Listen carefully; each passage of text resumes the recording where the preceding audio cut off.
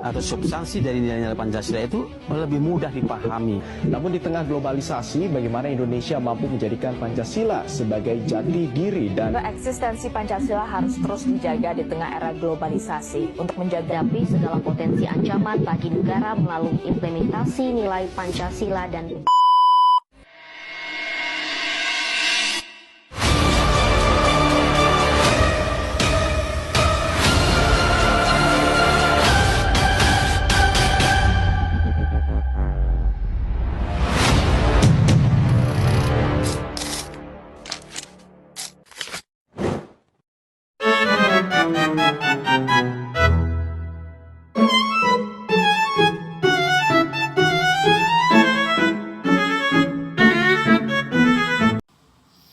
Assalamualaikum warahmatullahi wabarakatuh. Perkenalkan, saya Akbar Gani, mahasiswa dari Ilmu Keperawatan semester 1 kelas D. Di sini saya akan membahas materi mengenai mata kuliah Pancasila yang berjudul Jiwa, Identitas, dan Arah Bangsa Indonesia. Pancasila bukan sekedar 5 kalimat yang kita hafalkan sejak kecil. Ia bukan hanya tulisan di dinding kelas, bukan pula sekedar simbol dalam upacara bendera. Pancasila adalah jiwa bangsa Indonesia. Ia lahir dari pergulatan sejarah, dari keberagaman, dari harapan dan dari cita-cita sebuah bangsa yang ingin hidup merdeka, adil, dan bermartabat. Di tengah dunia yang terus berubah, di tengah perbedaan pendapat, budaya, dan keyakinan, Pancasila hadir sebagai peruntun, bukan untuk membatasi, tetapi untuk menyatukan, bukan untuk memisahkan, tetapi untuk menguatkan. Hari ini, kita akan membahas Pancasila bukan hanya sebagai dasar negara, tetapi nilai hidup yang seharusnya hadir dalam keseharian kita. Bertahan kuat tabal, belum ada artinya, masih dipeluk setan, alergi peradaban, alergi kemajuan, mendorong kemunduran, mimpi esok hari, ada yang cukup mampu, mewakilkan suara kami, ada yang tahu, ada yang cukup peduli, umat yang ditelabui. Latar belakang Pancasila. Pancasila lahir dari kesadaran para pendiri bangsa bahwa Indonesia adalah bangsa yang majemuk, berbeda suku, bahasa, adat, dan agama. Tanpa sebuah dasar yang kuat, perbedaan ini bisa menjadi sumber perpecahan. Melalui proses panjang dan penuh perdebatan, para tokoh bangsa merumuskan Pancasila sebagai titik temu, bukan hanya milik satu golongan, bukan milik satu agama, maupun bukan milik satu suku. Pancasila adalah milik seluruh rakyat Indonesia. Ia menjadi fondasi berdirinya negara, pedoman dalam penyelenggaraan pemerintahan, serta nilai moral dalam kehidupan bermasyarakat.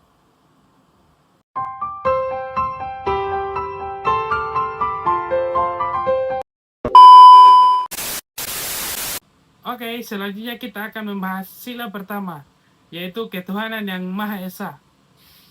Sila pertama mengajarkan kita bahwa bangsa Indonesia adalah bangsa yang beriman. Namun, iman di sini tidak memaksakan, tidak menindas, dan tidak merendahkan keyakinan orang lain. Ketuhanan yang Maha Esa berarti menghormati perbedaan agama dan kepercayaan, menghargai cara orang lain beribadah, dan tidak menjadikan agama sebagai alat perpecahan.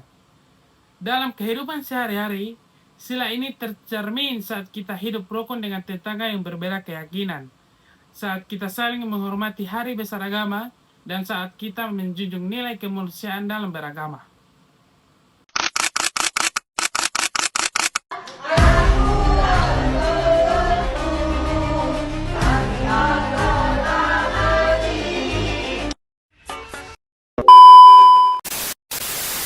Selanjutnya yaitu sila kedua, kemanusiaan yang adil dan beradab. Sila kedua meningkatkan kita bahwa setiap manusia memiliki martabat yang sama. Tidak ada yang lebih tinggi dan tidak ada yang lebih rendah. Bersikap adil dan beradab berarti memperlakukan orang lain dengan hormat, empati, dan kepedulian. Tidak melakukan kekerasan, tidak merendahkan, dan tidak menutup mata terhadap penderitaan sesama. Di zaman modern, nilai ini sangat relevan. saat kita bijak dalam menggunakan media sosial, saat kita tidak mudah menghakimi, dan saat kita memilih untuk membantu, bukan menyakiti.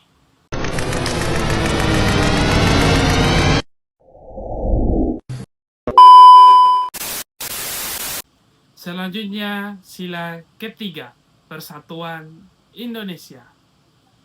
Indonesia berdiri karena persatuan, bukan karena kesamaan, tetapi karena kesediaan untuk bersatu dalam perbedaan.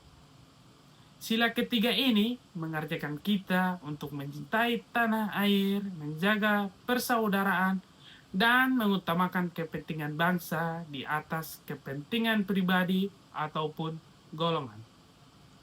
Persatuan bukan berarti menghilangkan perbedaan, tetapi merawatnya dalam semangat kebersamaan.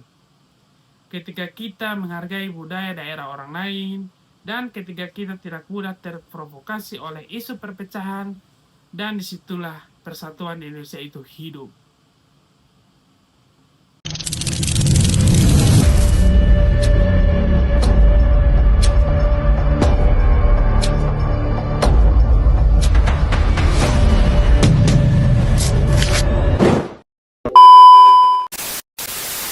Selanjutnya sila keempat, kerakyatan yang dipimpin oleh hikmat, kebijaksanaan dalam pemusyawaratan perwakilan. Sila keempat ini mengajarkan demokrasi yang beretika. Apa sih itu demokrasi yang beretika? Demokrasi yang beretika adalah demokrasi yang mengutamakan musyawarah, bukan paksaan. Keputusan diambil dengan kebijaksanaan, bukan dengan emosi. Dalam kehidupan sehari-hari, nilai ini terlihat saat kita mau mendengarkan pendapat orang lain, menghargai perbedaan pandangan, dan mencari solusi bersama. Musyawarah bukan tentang siapa yang paling keras suaranya, tetapi siapa yang paling bijak sikapnya.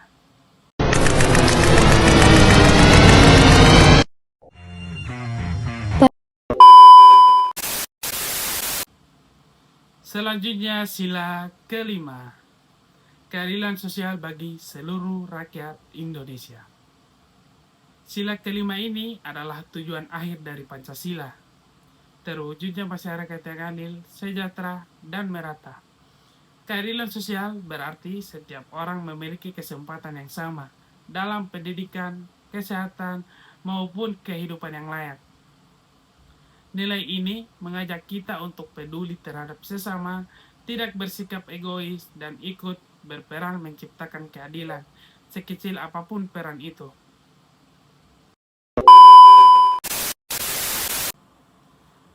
Setelah memahami makna kelima sila Pancasila tersebut, pertanyaan yang patut kita ajukan adalah, sejauh mana sih nilai-nilai tersebut benar-benar hidup dalam keseharian kita?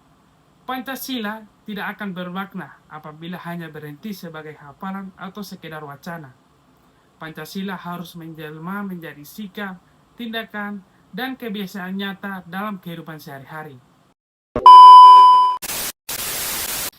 Di lingkungan keluarga, Pancasila tercermin dari cara kita menghormati orang tua, menyayangi saudara, serta menyelesaikan perbedaan pendapat dengan musyawarah dan penuh rasa kekeluargaan. Di sekolah dan kampus, Pancasila hidup melalui kejujuran akademik, sikap saling menghargai, kerjasama, serta kepedulian terhadap sesama. Sementara itu, di tengah masyarakat, nilai-nilai Pancasila tampak dalam sikap toleransi antar umat beragama, semangat gotong royong, serta kepekaan terhadap ketidakadilan sosial. Sesungguhnya nilai-nilai Pancasila sangat dekat dengan kehidupan kita, namun seringkali kita lalai untuk menyadarinya. Oleh karena itu, menjadi tanggung jawab setiap warga negara, terutama generasi muda, untuk terus merefleksikan apakah sikap dan keputusan yang kita ambil telah sejalan dengan semangat Pancasila. Selanjutnya, tantangan Pancasila di era globalisasi dan digital. Teman-teman ketahui, di era globalisasi ini dan digitalisasi saat ini, Pancasila menghadapi berbagai tantangan yang tidak ringan.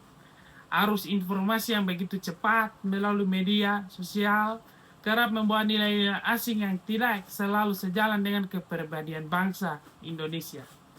Hoaks, ujaran kebencian, intoleransi, serta sikap individualisme menjadi ancaman nyata bagi persatuan dan keadilan sosial. Namun, tantangan ini bukanlah alasan untuk menjauh dari Pancasila. Justru, disinilah relevansi Pancasila diuji. Namun, tantangan ini bukanlah alasan untuk menjauh dari Pancasila. Justru, disinilah relevansi Pancasila diuji. Nilai ketuhanan menuntun kita untuk beretika dan bertanggung jawab dalam bermedia digital. Nilai kemanusiaan mengingatkan kita agar tidak mudah merendahkan atau menyakiti orang lain. Nilai persatuan menuntut kita untuk bijak dan dewasa dalam menyikapi perbedaan. Nilai kerakyatan mendorong terciptanya dialog yang sehat dan bermartabat. Sementara itu, nilai keadilan sosial mengajak kita untuk peka terhadap ketimpangan sosial yang semakin nyata di sekitar kita.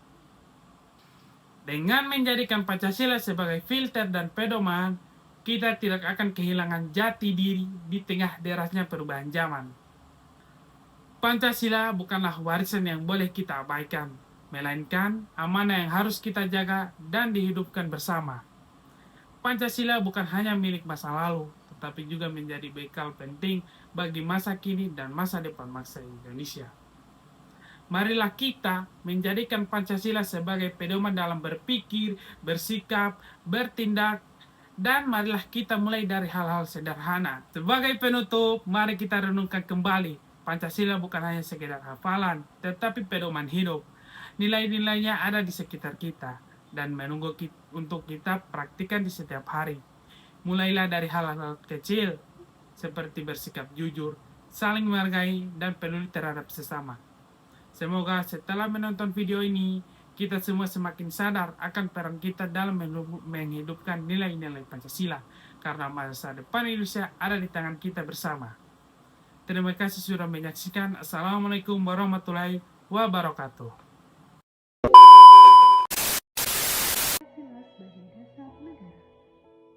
Peristiwa penting selama sidang PPKI. Yang pertama, pengesahan UUD 1945. Yang kedua, pemilihan presiden dan wakil presiden. Yang ketiga, pembentukan KNIP. Yang keempat, pembagian wilayah Indonesia.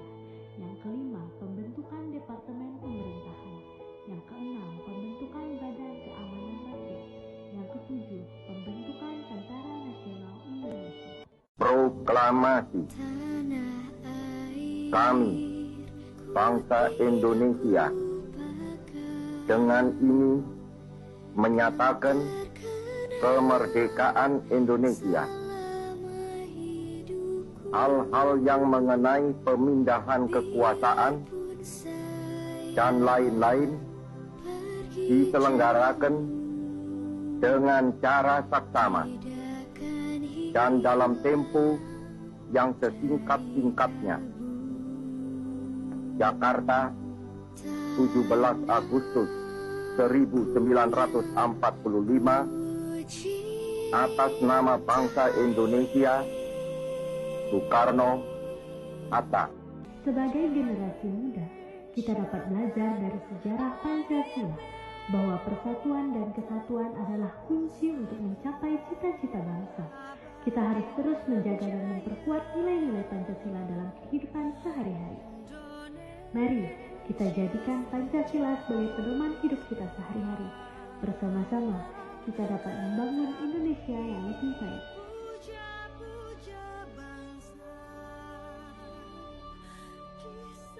Saudara-saudara sebangsa dan setanah air, kalau jadi Hindu, jangan jadi orang India. Kalau jadi Islam, jangan jadi orang Arab. Kalau jadi Kristen, jangan jadi orang Yahudi. Tetaplah jadi orang Nusantara dengan adat budaya Nusantara yang kaya raya ini. Ingat wahai saudara-saudara, musuh yang terberat itu adalah rakyat sendiri. Rakyat yang mampu akan budaya luar,